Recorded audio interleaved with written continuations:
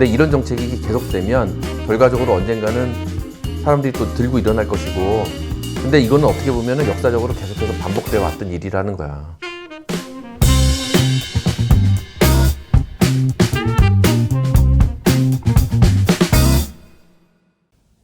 요즘 이렇게 세금도 계속 늘어나고, 또 집을 가지지 못한 사람이나 아니면 집을 가지고 있던 사람들이나 점점 살기가 힘들어지고, 그리고 예전에는 우리가 다들 막 중산층이라고 생각했던 사람들이 어느샌가 지금은 중산층이 정말 많이 무너져가지고 더 많은 양극화가 되고 이렇게 변해갔는데, 그래도 여전히 부자인 사람들은 부자로 남아있고, 그렇지 못한 사람들은 과연 어떤 순서로 인해서, 어떤 연유로 인해서 그렇게 무너졌을까, 이런 거에 대한 생각을 좀 해봤어.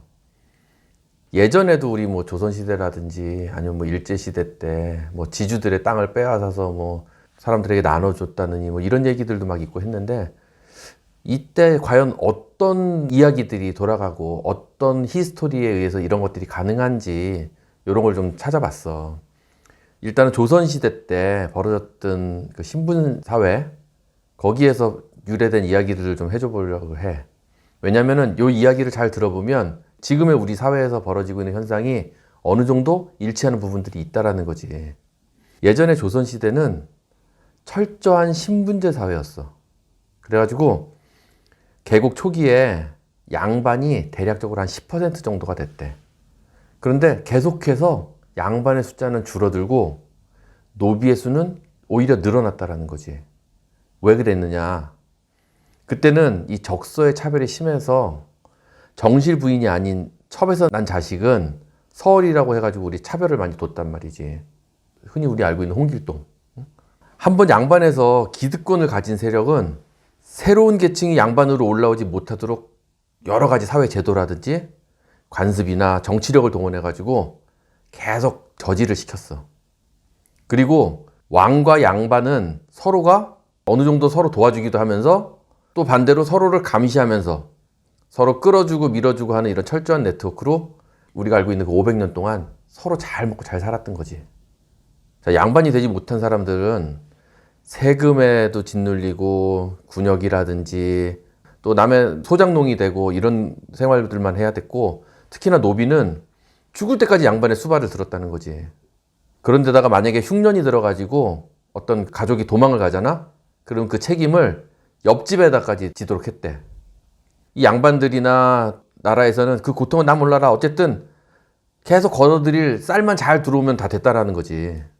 그리고 그때 당시 보면 우리 뭐 양반은 뭐 뛰지도 말고 뭐 비가 와도 뛰지 않고 돈은 하대하는 거고, 응? 돈을 멀리 해야 되고 막 이런 얘기를 했지만 실질적으로 돈을 멀리 했느냐? 그렇지 않아. 왜냐면은 돈 대신에 국가가 토지를 나눠줬어. 그리고 그 토지를 빌려주고 거기에서 쌀을 계속해서 고리로 받았다는 거지. 일반적인 백성들에게 쌀을 종자씨 같은 거를 빌려주고서 고리로 다시 뜯어내니까, 옛날에 우리 보릿고개 그런 건 얘기 들어봤잖아. 더 고리로 뜯어내니까 그 사람들은 근근히 살아가다가 결과적으로는 자기 땅을 오히려 빼앗기고 소장농으로 전락을 해버리는 거지. 그래서 이 양반들은 계속해서 땅을 계속 늘려가고 일을 할 필요가 없게 된 거야. 그러니까 양반의 수는 계속 줄어드는데 그 몇몇 양반이 토지들 계속 점유해 갔다는 거지. 그런데다가 상공업 같은 거를 활성화시키지 않았어. 왜냐면은 중인 계급에서 큰 부자가 나오면 이 양반들의 지위가 위험해졌다는 거야. 그래서 상공업을 활성화시키지 않고, 더군다나 이 양반 계층들은 실제로 그 소장농이나 노비들을 다스리는 데 있어서 중인 계급들을 잘 이용을 했어. 그래서 중인 계급에게 쌀을 수급하는 책임을 지어주고 대신 그 중인들에게 월급을 주질 않았대. 그러면 이 사람들은 어떻게 해야 돼? 농민들을 착취하고 자신들이 먹을 거를 어떻게든지 더 얻어내야 되니까 결과적으로 농민들은 양반을 욕하는 게 아니라 이 중인들을 욕을 했다는 거지. 그러면 이 중인들이 결과적으로 뭐냐면, 우리가 요즘 세상에서 봤을 때 기업의 임원이라든지 이런 사람들 있잖아. 왜냐면 저 최상위에 있는 사람들은 항상 좋은 역할만 하고 싶지 욕먹는 역할을 하고 싶지 않아. 그러니까 그 중인들에게 어느 정도 권력을 나눠주면서 그 밑에 사람들을 잘 다스릴 수 있게끔 그렇게 이용을 하고 있다는 거지. 왕하고 양반하고의 관계는 어땠냐면은 왕은 대대손손 계속해서 우리 집안이 왕이 됐어야 돼.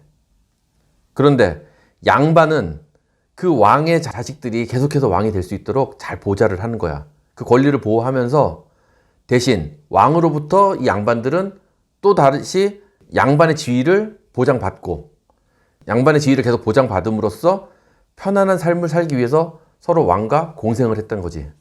그걸 어떻게 알 수 있냐면은 조선 그 500년 동안 문과 합격자가 뭐 한 14,600명 이 정도 되는데 그 중에서 40% 정도가 21개 정도의 시족에서 다 나왔다라는 거야.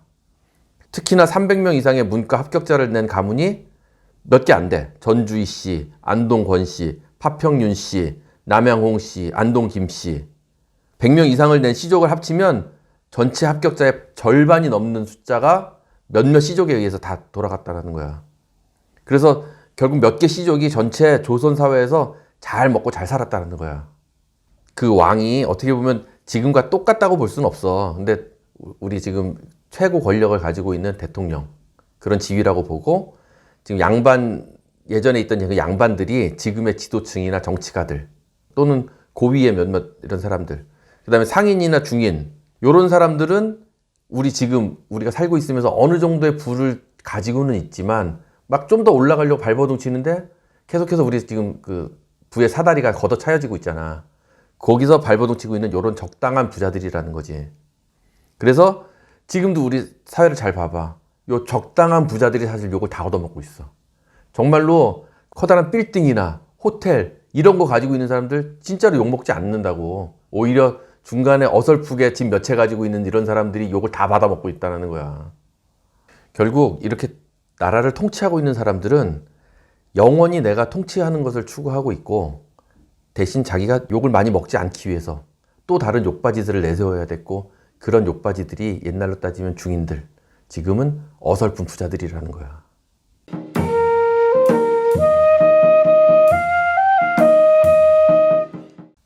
자, 그러면 이 어설픈 부자들은 정말로 잘 버텨내고 하면 더 고위층으로 올라갈 수도 있고 까딱하면 서민층이나 하류층으로 떨어질 수도 있어. 과연 고위층 사람들은 이 사람들의 그 부를 어떻게 앗아가느냐 이거지. 지금도 보면 많은 제도들이 있는데 우리 뭐 재개발, 재건축 이런 거 할 때 보면은 재개발지구가 만약에 이루어졌어. 공공재개발을 한다고 쳐봐. 그러면 어떻게 하니? 전체적으로 수용하는 방식을 따라가. 내가 만약에 그 지역 안에 여러 개의 집을 가지고 있거나 토지를 가지고 있어도 실질적으로 입주권 하나 주고 나머지는 수용하는 방식으로 간다고. 그러면 수용을 당하게 되면 최소한의 비용, 뭐 우리 기준시가라든지 아니면 시가라고는 얘기하지만 충분하지 않은 보상을 받게 되고 또는 만약에 지금 또 이사대책으로 공공재개발 같은 거 만약에 들어갔다고 쳐봐. 100% 현금 청산이야. 그러면 이 사람들은 자기가 원래 확보했던 자산들을 어떻게 보면 탈취당하는 거야.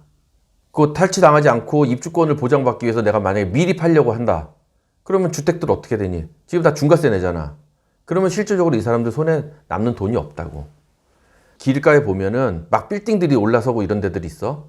어떤 사람들은 토지 일정 공간을 잘 확보해서 자기가 빌딩을 세웠어. 그러면 이 사람들은 정말로 무너지지 않는 사다리를 올라탄 사람들인 거고 어설프게 딱 몇 평 가지고 있었어. 근데 공공개발을 하고 이래서 빼앗긴다.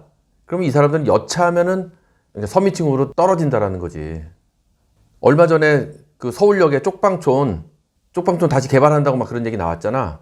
거기 보면은 요런 뉴스도 봐봐. 서울역의 쪽방촌 토지 건물주들 의견 수렴 과정 없었대. 그리고 이 사람들이 다 하는 얘기가 뭐야? 땅 뺏고 쫓아내면서 합법이라는 얘기만 한다. 이런 얘기를 하고 있다라는 거지. 또 봐봐라. 여기 대전 도안지구 지주들 하는 얘기.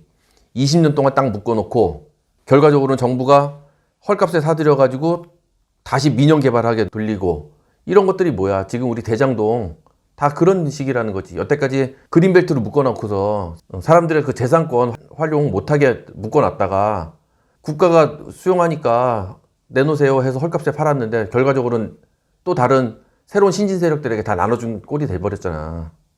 이게 나라가 정말로 너무 간섭을 많이 하게 되면 결론적으로 여러 사람들에게 공평하게 하기 위해서 정말 못 사는 사람들이 잘 사는 나라를 만들어주는 게 우리가 바라는 세상인데, 지금은 어떻게 되고 있냐면 적당히 잘 사고 있는 사람들의 그 부를 빼앗아서 그냥 나눠주는 이런 정책을 자꾸만 하고 있다라는 거지. 왜? 나라가 뭔가를 많이 하고자 하니까.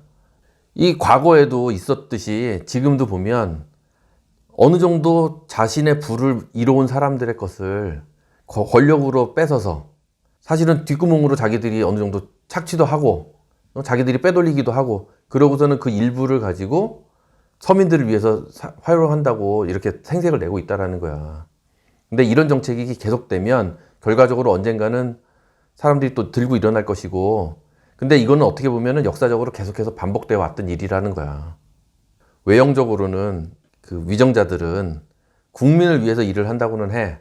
근데 결과적으로 내가 어느 지금 위치에 있느냐에 따라서 받아들이는 것도 달라질 거야.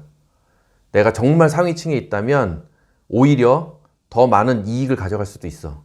예를 들면 새로운 도시를 만들고 막 이럴 때 우리 거기 필수적으로 들어가는 백화점이라든지 마트라든지 또 뭐 어떤 위락시설이라든지 이런 걸 운영해야 되는 필수 회사를 내가 운영하는 사람이라면 오히려 더 큰 이익을 가져갈 수도 있는 거고, 아까 얘기한 그런 적당한 부자라면 여차하면은 빼앗길 수 있는 거고, 또 정말 서민들이라면 오히려 나를 위한 정말 정책이 될 수도 있어. 근데 그것들을 무조건 나를 도와준다고 해서 맹목적으로 따라서만도 안 될 것이고, 또 내 것을 빼앗아 간다고 해서 그냥 무작정 빼앗길 수만은 없는 것이고, 그러니까 이런 정책의 장단점을 잘 봐가면서 우리가 어떤 스탠스를 취해야 되고 어떤 방향으로 나아가야 될지, 이거에 대해서는 끊임없이 연구를 해 나가야 된다는 거야.